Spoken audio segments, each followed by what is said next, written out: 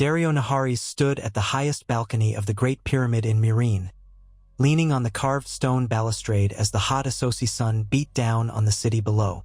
The bay shimmered at the harbor's edge, reflecting knives of golden light into his narrowed eyes. From this vantage, he had once admired Daenerys Targaryen's majesty.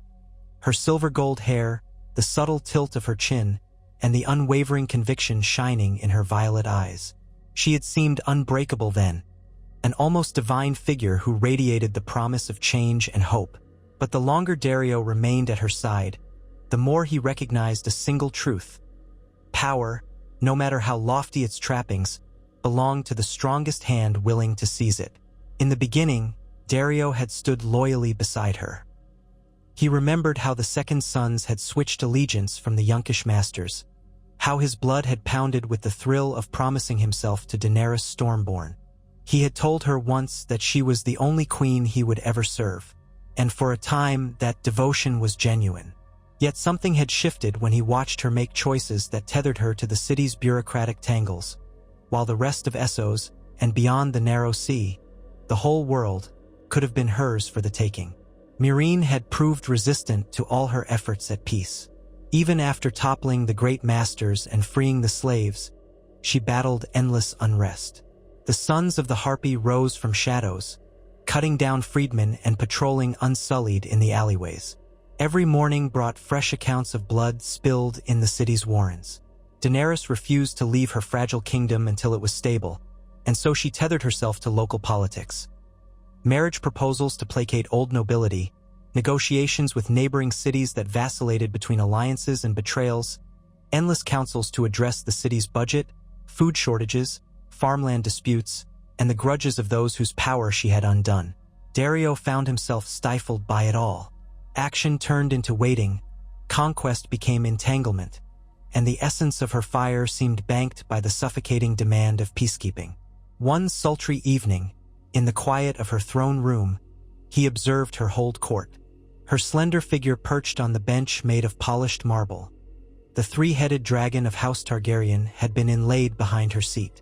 She appeared weary, even as she pronounced judgments with something akin to her old firmness.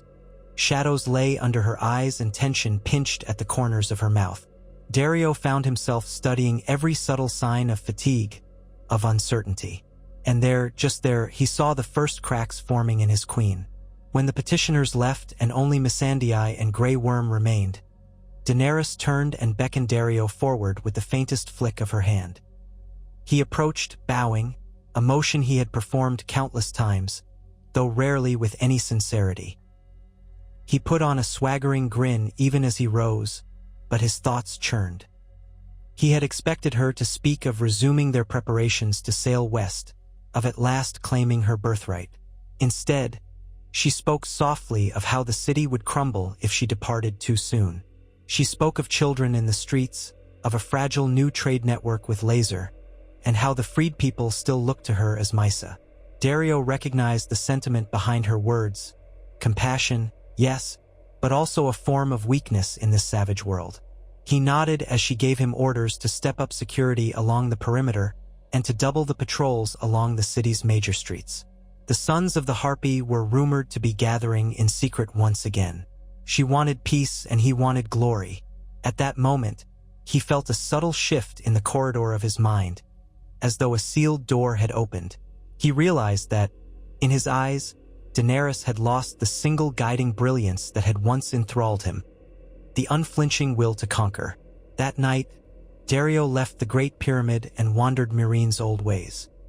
He walked without attendants or guards, unconcerned by the city's dangers. Years of battle hardened a man, and he knew every shadow a city might cast.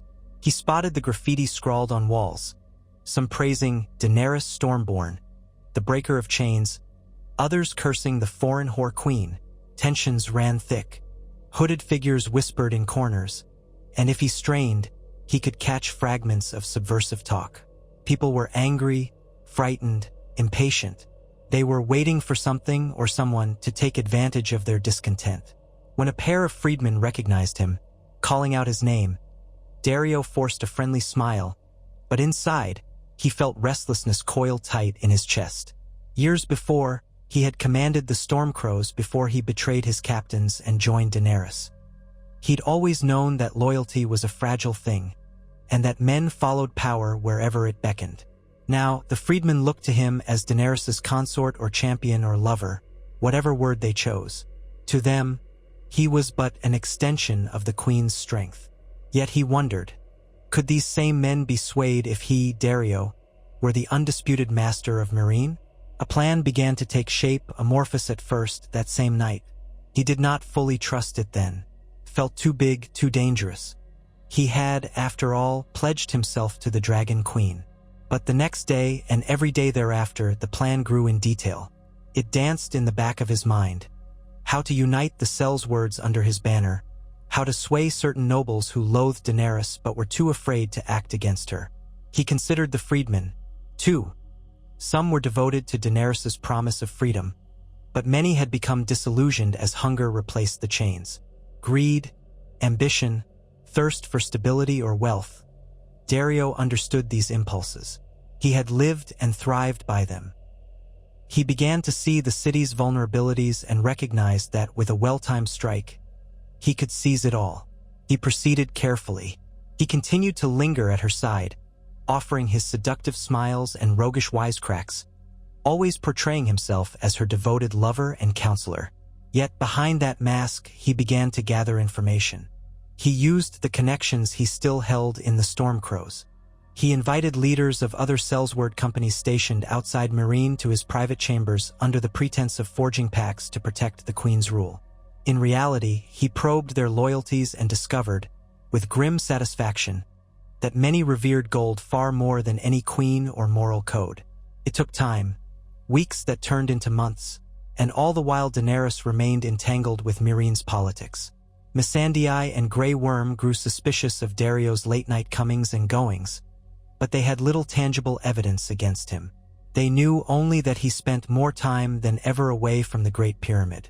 Daenerys, though, questioned him rarely, too absorbed in daily crises and trusting in his devotion. The pivotal moment came when news reached Meereen of open rebellion in nearby Yunkai once more. The Yunkish lords had begun attacking merchant caravans that carried foodstuffs to the city. Daenerys was furious. She called a war council and announced her intention to march on Yunkai with her Unsullied to bring them to heel again. Daario recognized how the sequence of events would unfold. Daenerys was preparing to leave Meereen, at least partially unguarded, in order to quell a threat she had thought conquered. She was repeating an old mistake, scattering her forces to address external issues while discontent festered within.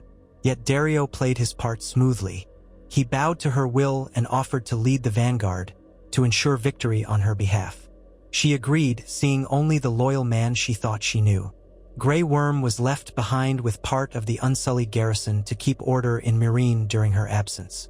She also left behind a council of freedmen and former slavers, representing both sides, to govern in her stead. Daario had carefully placed men of his choosing among that council, though Daenerys had yet to notice how cunningly they had ingratiated themselves with her new bureaucrats. She departed Meereen at dawn, her silver-white braids flying in the wind. The Unsullied marched with regimented discipline behind her, spears and shields gleaming under the hot sky. Daario set out separately with the Stormcrows and other allied Sellswords, going around the city's perimeter as if to meet her columns on the far road. Yet as soon as he cleared Meereen's gates, he turned his host around and led them straight back. They would enter again by another route, one his conspirators had purposely left vulnerable. He had not expected it to be so simple, but when he approached the city at midnight, he found only a handful of watchmen stationed at the south gate. Some were freedmen too inexperienced for any real fight. They recognized him, greeting him as their commander returned from a short scouting mission. Daario gave no warning before he struck the first blow. His arak shimmered in the torchlight as it separated a watchman's head from his neck. He felt no remorse. He couldn't afford it now. The quiet infiltration turned to a sudden assault as Sellswords poured in behind him. Shouts of alarm reverberated into the streets. Grey Worms Unsullied, few in number, rushed to their positions, but they were quickly flanked from multiple directions. Daario knew exactly how the Unsullied fought, disciplined, unyielding, yet unsuited for the cunning chaos he unleashed. Within an hour, they had taken the city's Great Pyramid. Within 2, Grey Worm, wounded and overwhelmed, surrendered on behalf of those unsullied not already cut down. Daario offered them a choice: yield and swear new loyalty or die. Most, with their numbers depleted, dropped their weapons. The freedmen in the council found themselves locked and chained by daybreak, shocked at the speed and efficiency of the coup. Daario swept through the corridors of Daenerys's throne room with a half-smile, blood still on his cloak. He mounted her dais and looked down at the stunned watchers. In that moment, he realized that his plan had succeeded. He was the new face of power in Meereen. His first order of business was swift retribution against any who might stand in his way. Yunkish envoys, hearing the news, quickly reached out, uncertain whether to war with Daario or to negotiate. He responded with a show of force, parading the captured unsullied through Meereen's streets. Many freedmen were outraged, but Daario knew intimidation worked well in a land that had seen so much betrayal and conflict. He let it be known that Daenerys was no longer their ruler. She had, in fact, abandoned them to chase after the same foreign conflicts that had plagued her from day one. The freedmen listened with disbelief or fury, but Daario continued, using silver-tongued arguments. Daenerys had left them vulnerable once again. He offered the freedmen peace if they cooperated, and harsh punishment if they did not. A few rebellious pockets formed, men and women loyal to the Mother of Dragons. Daario dealt with them decisively. The brazen leaders were publicly executed, not in the violent spectacle of old Meereen, but with enough publicity to send a message. Many freedmen, remembering the cruelty of the slavers, found themselves bitterly disappointed that the city had fallen yet again under someone's control, but they were too weary or terrified to do more than submit. In the immediate aftermath, Daario had the Great Pyramid refitted to his tastes. Where Daenerys had insisted on minimal opulence, Daario reveled in the trappings of victory. He kept her throne, a symbolic reminder that he had taken her seat of power. It took days for word to reach Daenerys. She had marched on Yunkai only to find the city's gates barred and her siege lines forming. At first, she thought Yunkai had orchestrated a cunning ploy behind her back. When she received reports that Meereen had fallen to a Sellsword uprising led by Daario, she refused to believe it. Yet by the second messenger, reality struck. Daenerys Stormborn, the breaker of chains, realized she had been betrayed by the one man she had trusted as her confidant and lover. Grief and fury warred across her face as she paced her command tent. Barristan Selmy, though aging, remained at her side if he still lived in this scenario, though in some versions he had died earlier. Tyrion Lannister might have been with her if one follows certain timelines or not, but for the sake of this tale, let us assume she had a small council. The advisors who remained tried to counsel calm or caution. Daenerys wanted to ride at once back to Meereen, but the Yunkish host threatened to trap her forces if she attempted a reckless withdrawal. She was pinned between two enemies, Yunkai at the front, Daario's treachery at her rear. That night, she cried tears of betrayal. By dawn, she hardened into the image of a dragon's wrath. The march back to Meereen, though, was not so simple.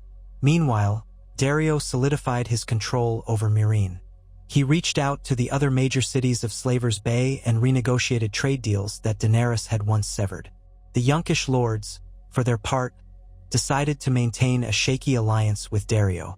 They recognized that with Daenerys pinned to the outskirts of Yunkai, they had the upper hand. Daario did not rush to battle her. He instead let her languish, severed from her seat of power, with limited food and a demoralized army. Unbeknownst to Daenerys, a faction of her advisors concluded that Essos was lost for the time being. Rumors reached her camp that unrest was growing among the freed cities. She was forced to a harsh truth. Reclaiming Meereen would be a vicious, protracted war, and Daario was not the type of man to cower behind walls. She weighed the possibility of striking a deal with him, but the notion of bargaining with her betrayer revolted her. Finally, an unexpected raven arrived in her camp. It bore a message sealed with Daario's personal sigil, a black arak crossed with a golden stiletto. Daenerys's hand trembled as she opened it. The letter was brief. "My queen, it did not have to be this way, but since you refuse to move forward, I will. The Iron Throne stands empty for too long. A greater prize awaits. Follow or return to the ashes of Meereen." She read the words over and over, seething with fury.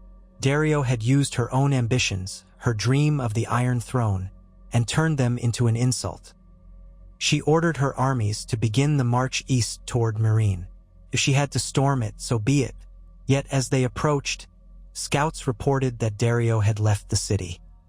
He had taken a sizable fleet, Daenerys' own ships, and much of her army of sellswords, along with the Unsullied who had bent the knee to him out of fear or survival. The city itself was left under the temporary governance of a council that answered to Daario. When Daenerys finally reached Meereen's walls, she found them prepared to resist. She had no choice but to spend her strength in a siege, though she worried it would cost countless lives. Inside Meereen, her remaining supporters tried to rise up, but they were quickly crushed. Days passed, then weeks, and the city did not yield easily. By the time Daenerys at last forced an entry and reclaimed the Great Pyramid, Daario's fleet had vanished across the sea. He had turned his eyes west, leaving Essos behind. Daenerys discovered he had taken her captured dragons with him. This blow nearly broke her.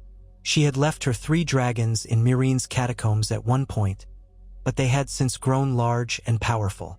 How Daario had managed to bind or control them was a shock. Perhaps he had not fully mastered them yet. Perhaps he had taken only the youngest or the one she had occasionally chained.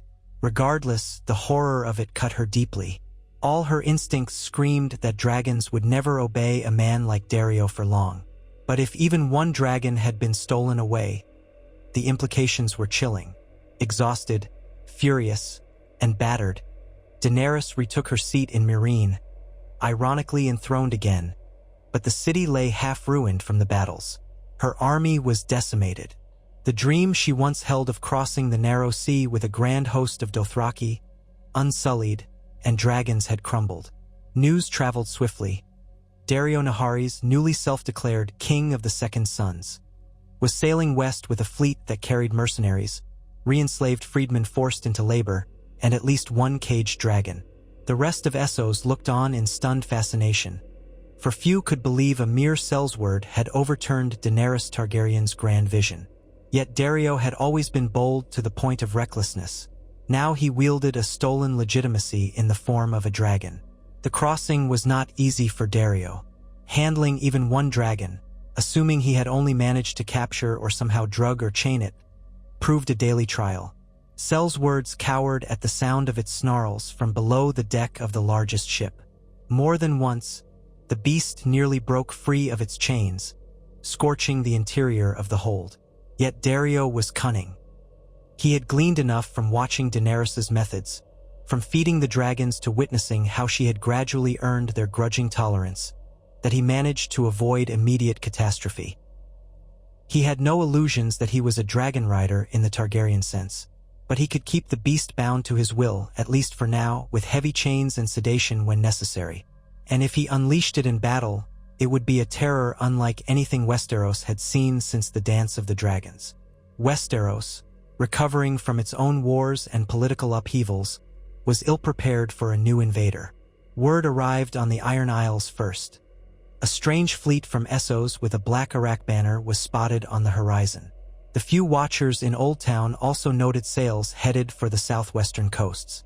Pirates and smugglers who glimpsed Daario's ships traded rumors in taverns, describing a charismatic leader who claimed to hold a rightful place on the Iron Throne through conquest and cunning.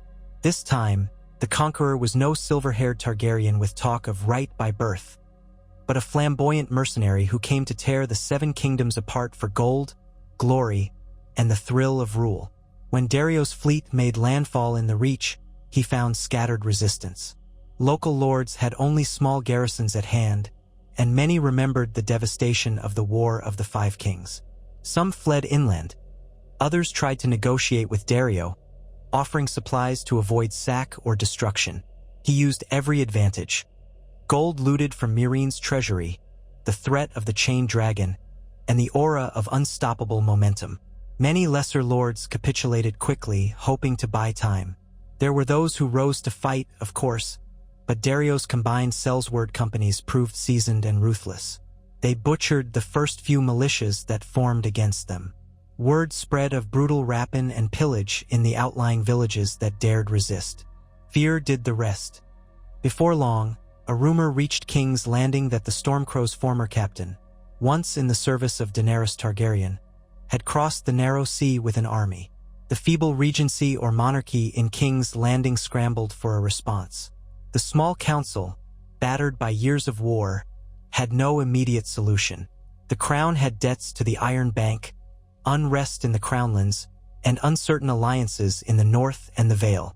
Furthermore, no one knew how many men Daario commanded, or if the rumor of a dragon at his disposal was to be believed. But it was enough to sow panic. Ravens were sent to Highgarden, Casterly Rock, Winterfell, wherever loyal lords might heed the call. Yet Westeros was fractured. The Tyrells, if they still held the reach, were weakened by previous conflicts. The Lannisters might have been overshadowed or diminished. The North was either under Stark or Bolton rule, depending on which timeline one adhered to. In any case, the response was disorganized. Daario seized the moment. He advanced deeper into the Reach, capturing supply lines of grain and forging alliances with disaffected or opportunistic lords who resented the crown's current regime. He promised them new wealth. He promised them independence from King's Landing's burdensome taxes. For many, that was enough. Still, the deeper Daario pushed, the more substantial the resistance became. Armies finally began to form. A key battle was fought near the Mander River, where House Redwine's levies stood alongside a smattering of Tyrell bannermen. Daario unleashed his chained dragon for the first time. The beast, half-crazed from captivity, belched fire over the defenders' front ranks, scattering men and horses alike in flames. But controlling the dragon's fury was near impossible. Daario watched with a thrill of excitement and horror as the beast tore free of part of its harness mid-battle and soared above the field.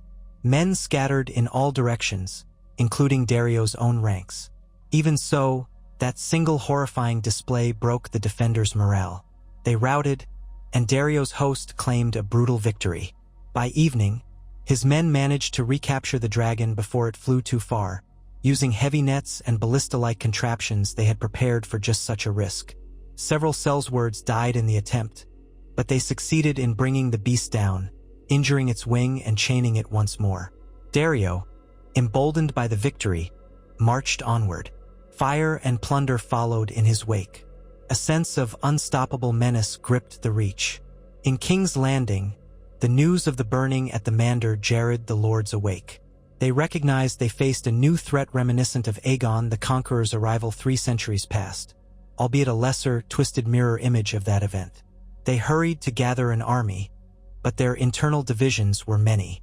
Some whispered that they should attempt to bribe Daario. Others suggested hiring assassins or employing ravens to contact Daenerys Targaryen in Essos, hoping to persuade her to intercede. Ironically, the realm that had once dreaded Daenerys' invasion now prayed she might come and extinguish the Sellsword king who had stolen her cause. But Daenerys was across the sea, her power base in ruins, and no one truly knew her current condition. Months stretched on, and Daario advanced gradually. He was no fool. He knew that if he marched on King's Landing without a cunning plan, the city's walls might prove a deadly obstacle. He needed to fracture alliances first, to starve the capital, or to break the city's outer ring of defenses. He had grown adept at political maneuvering since his days as a mercenary. Through envoys and spies, he capitalized on the bitterness of minor lords who felt neglected by the Iron Throne. He negotiated with pirates to harass loyalist shipping along the coasts. All the while, he consolidated his hold on the southern Reach, seizing key roads that led toward the Stormlands and passing entreaties to Dorne. Dorne, ever resentful of the Iron Throne for old grievances, entertained Daario's proposals. Yet Prince Doran, if he still ruled, or whoever held power there, was cautious. They recognized Daario might be as dangerous an ally as an enemy. The Sellsword king offered them independence once King's Landing fell, if they supported him with ships and gold. Some Dornish lords were intrigued by the promise. Others spat on Daario's name, seeing him as an upstart. The negotiations dragged inconclusively, but that suited Daario well enough. The more time he spent forging alliances or sowing confusion, the less time the crown had to unify. In the north, the rumors of dragons and Sellsword invasions were distant storms. The Starks or the Boltons, whichever house held Winterfell, had their own woes. Harsh winters, wildling integration issues, or simply rebuilding from the War of the Five Kings. They hesitated to send men south. The Vale, with its mountainous isolation, might have remained aloof under the regency of Peter Baelish or Lord Royce or a grown Lord Robert. The Riverlands had still not fully recovered from the devastations inflicted by the Lannisters and Freys. One by one, each region found excuses to avoid direct confrontation. Daario took advantage of this inertia. By the time King's Landing finally mustered a host large enough to march on him, Daario had dug in at an old Tyrell fortress. Siege engines manned the walls, and ballistae were prepared for any attempt by the Crown's army to approach. Skirmishes erupted across the nearby fields. Daario, confident in his cunning, orchestrated raids on the Crown's supply lines and inflicted small but demoralizing defeats. The front lines lurched back and forth, locked in a stalemate as months turned to a year. All the while, Daario cultivated the image of a king. He proclaimed that the Targaryen claim was void since Daenerys had failed to take the throne when she had the chance. He painted himself as a liberator from the corruption of King's Landing. In truth, he taxed the local peasantry harshly, seized their grain, and forced them into conscript labor. But his propaganda machine, spread by Sellsword captains who had learned the art of rumor, told a different story. The Crown tried to brand him a vile usurper and slaver. Daario retorted that the Iron Throne had done little for the common folk but bring war and famine. Some of the small folk inevitably saw in him a new conqueror to fear or perhaps to follow if it spared them from immediate suffering. In Essos, meanwhile, Daenerys gathered what forces she could. She was not broken, despite Daario's treachery. She had found a kernel of loyal Dothraki who had not followed Daario. She had the ragged remains of her unsullied, loyal freedmen, and a scattering of Sellswords who felt betrayed by Daario's overthrow or who had lost out in the new power structure. She spent nearly another year rebuilding, forging tenuous alliances with powerful magisters in Pentos and Volantis. She promised them trade deals in a newly conquered Westeros if they financed her crossing. She also reached out to the Iron Bank of Bravos, offering to pay off the Iron Throne's debts in exchange for a large loan to fund her transport. Slowly, her fortunes reversed. She had lost one dragon, possibly more, but she suspected at least two remained hidden in the wilderness around Meereen or in the labyrinth of cave systems in the Red Wastes. Some said her largest dragon had flown east, never to return. She refused to believe that they were gone forever. When she was ready, she set sail for Westeros, battered but determined. Arriving in Dorne, she encountered a fractured response. Some Dornish lords had half-negotiated with Daario but had not yet committed. Daenerys landed, proclaiming that she had come to destroy the usurper who had stolen her birthright and enslaved her children. She promised the Dornish everything she once had: autonomy, respect, alliances. Many flocked to her side upon seeing the living mother of dragons returned. The sight of her, in Targaryen black and red, awakened old memories of Elia Martell's tragedy and the brutality of King's Landing. But Daenerys' forces were not endless. She marched from Dorne toward the Stormlands, hoping to either secure an alliance with the Baratheon remnants, if any existed, or to pass quickly. Reports reached her that Daario's presence in the Reach remained unbreakable, that his men had begun nibbling at the Stormlands' borders. At any moment, she feared that the captured dragon might be unleashed against her. Yet she pressed on, forging alliances as she went. Some lords joined her out of fear of Daario's cruelty. Others admired her Targaryen name. Daario, upon learning of Daenerys' landing, felt excitement and unease churn within him.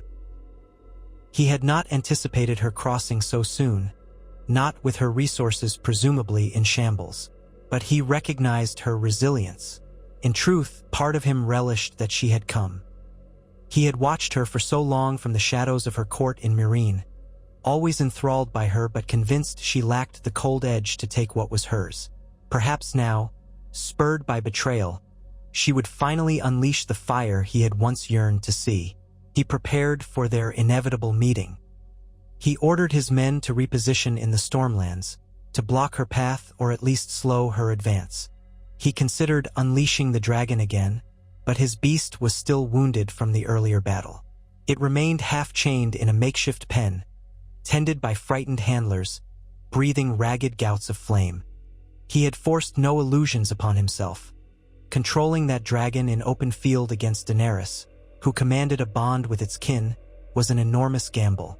Still, the potential devastation it could wreak was unmatched by any mortal army. Thus began a frantic dance across the Stormlands and southern Crownlands. Daenerys's newly assembled force, bolstered by Dornish spears and some loyal Westerosi bannermen, clashed with Daario's sellswords and forced levies. The land was ravaged by raids, ambushes, and small-scale battles. In one crucial engagement near the ruins of Summerhall, Daenerys arrived with a host of cavalry. Daario's outriders had set a trap, though, leading them into marshy terrain where archers rained arrows from hidden blinds. Hundreds of Daenerys's men fell. She had to pull back. The partial victory emboldened Daario's men, though many recognized that a direct confrontation with Daenerys's main force might end differently if she managed to coax her own dragons into the fray, if any indeed accompanied her.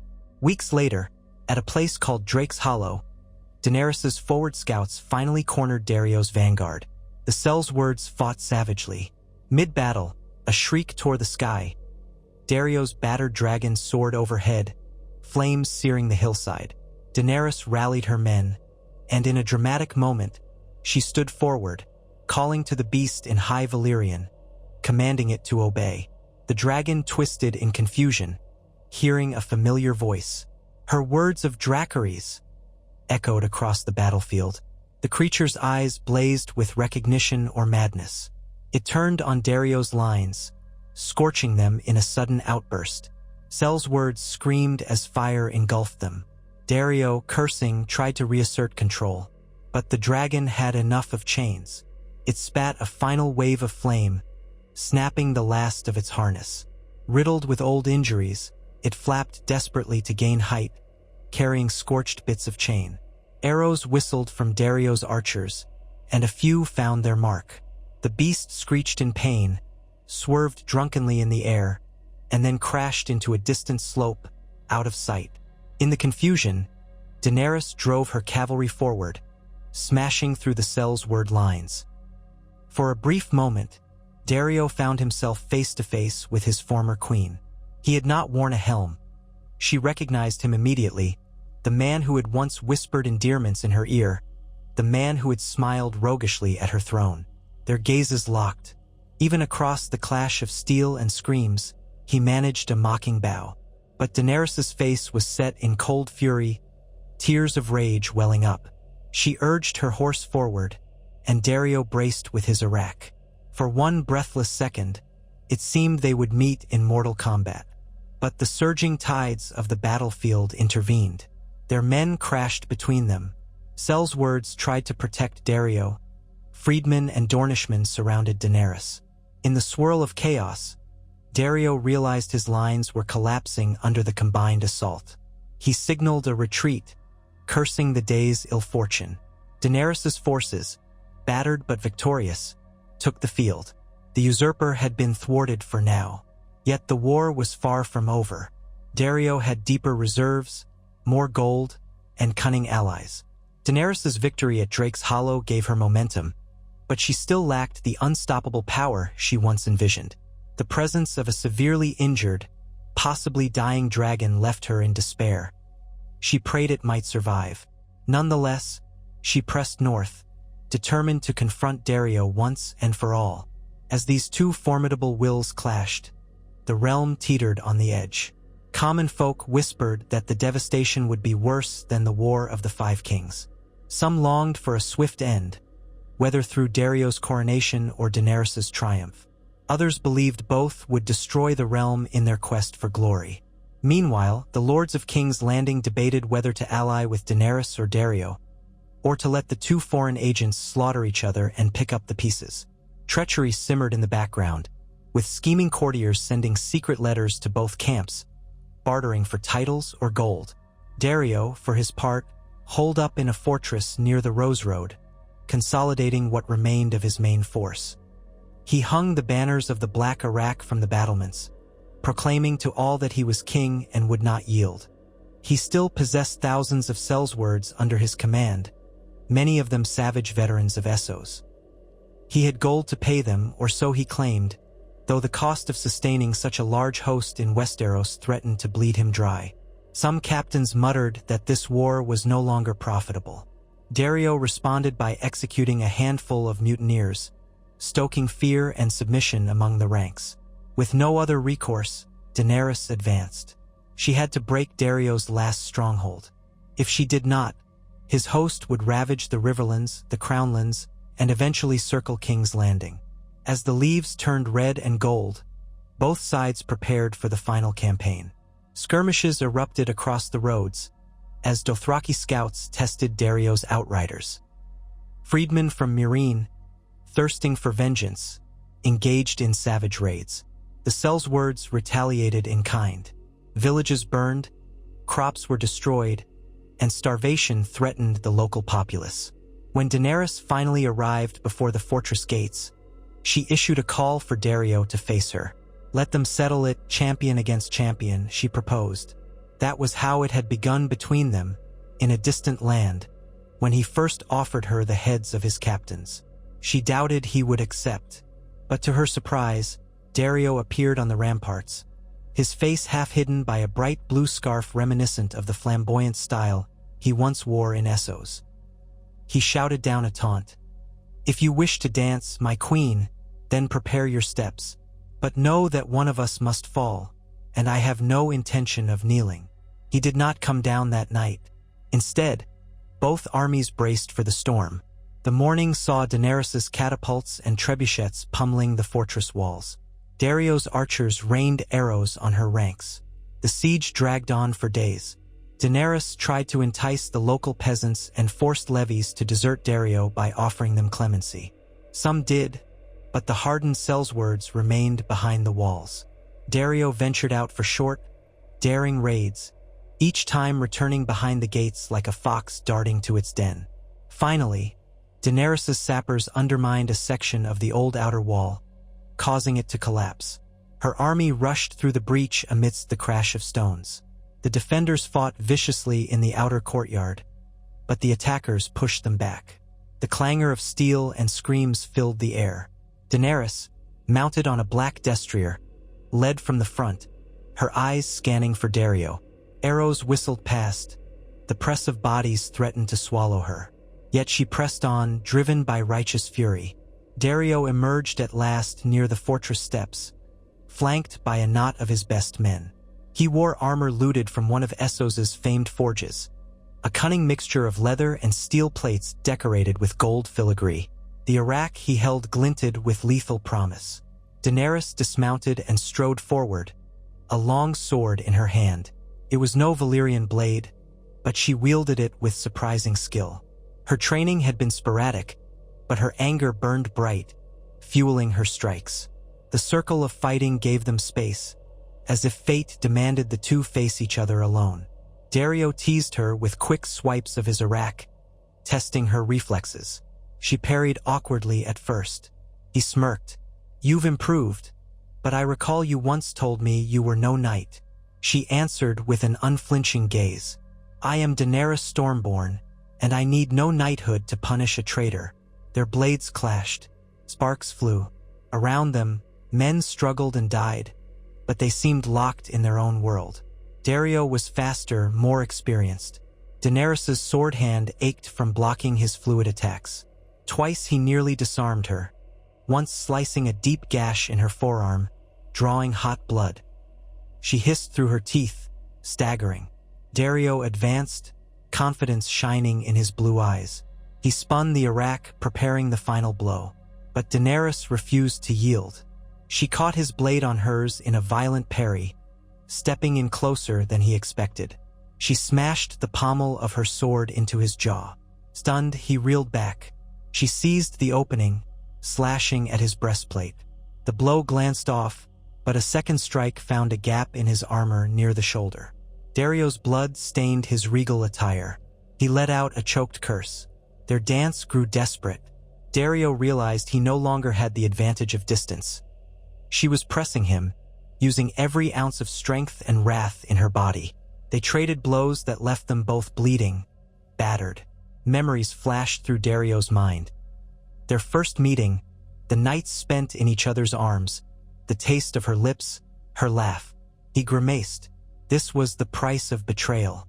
In a final burst, Daenerys forced him against the rough stone of the fortress wall. Her sword tip darted for his unprotected throat. He twisted, and his arak sliced her thigh, buckling her leg. She gasped, but her blade still pinned him at the neck. Time seemed to slow. He pressed against the sword, warm blood trickling down his skin. Their eyes met, swirling with all the bitterness, passion, and regret that had brought them to this moment. Daario's lips curled into something like a rueful smile. "I told you, my queen, I would help you conquer the world or die trying." Daenerys's voice trembled with fury and heartbreak. "You will not die a hero. You will die as the man who took everything from me."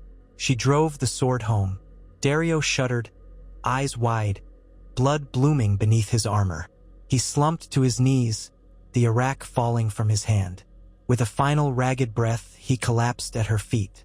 The courtyard fell silent as the Sellswords, still capable of standing, either dropped their weapons in surrender or tried to flee. Daenerys sank to one knee as well, clutching her wounded thigh. Her hand trembled on the hilt of her blade, still embedded in Daario's body. She yanked it free and stared at the crimson st. The fortress was hers. Daario's dream of carving out a new kingdom in Westeros, of supplanting Daenerys as conqueror, had ended in his blood. Yet the Seven Kingdoms lay ravaged once again by war, and Daenerys was no longer the bright-eyed liberator she had once been. She could still feel the raw ache in her heart, the cost of her victory. As she was lifted onto a litter by her loyal guards, she gazed upon the battered battlements, the scorched bodies of men who had once served her so faithfully in Essos, and the broken corpse of the only man who had truly ignited her passions in that faraway land.